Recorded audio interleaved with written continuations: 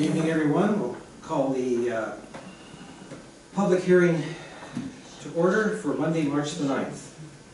Now, the purpose of this public hearing is to hear input on amendments to the District of Bylaw Official Community Plan number 1378, 2016, and the District of Hope Zoning Bylaw number 1324, 2012, and they are as follows. District of Hope Official Community Plan Amendment Bylaw number 1474, 2020, and District of Hope Zoning Amendment Bylaw number 1475, 2020 for the address 23200 Trans-Canada Highway. This time I have a chairperson's statement to read. The public hearing is being convened pursuant to the Community Charter and the Local Government Act. In accordance with the Charter, the time and place of the public hearing was advertised in 2 editions of the Hope Standard newspaper. In accordance with the District of Hope Application Procedure and Public Hearing Information Meeting Procedural Bylaw number 1393 and the Local Government Act, the required specifications have been complied with. At this public hearing, any persons who believe that their interest in the subject property is affected by the proposed agenda item may speak or present written submissions to Council on this matter. As chairperson, I will read any written briefs from persons unable to attend the public hearing so that they may become part of the record. Those who wish to speak should, when invited to speak, clearly state their name and address for the record. It is important that all who speak at this meeting restrict the remarks to the matters contained in the bylaw. No one will be or should feel discouraged or prevented from making his or her views known. Members of Council may ask questions of those making presentations. The main function of Council at the public hearing is to listen to the comments of the public, not to debate the merit of the bylaws. Members of Council may debate any issues on the bylaws at the time of third or final reading.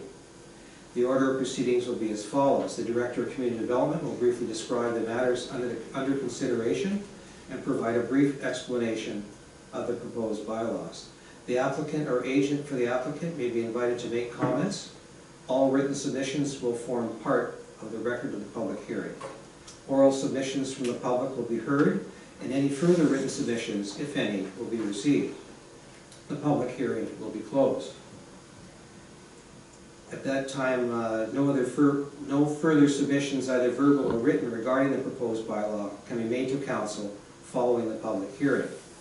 After this public hearing has concluded, the Council may, without further notice, give whatever effect it believes proper to the representations made at the public hearing.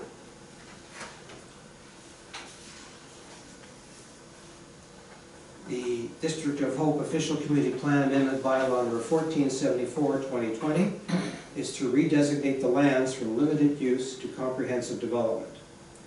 And the District of Hope Zoning Amendment Bylaw number 1475, 2020 to rezone the property from limited use L1 to comprehensive development CD9 zone.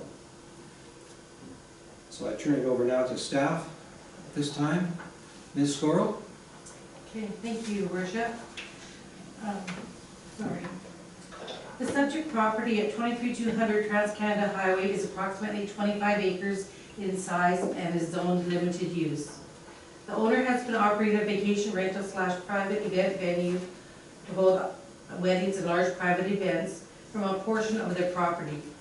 The 3-acre portion of the property directly involved in this use must be rezoned to a site-specific comprehensive development zone in order to bring that portion of the property into compliance with the zoning bylaw.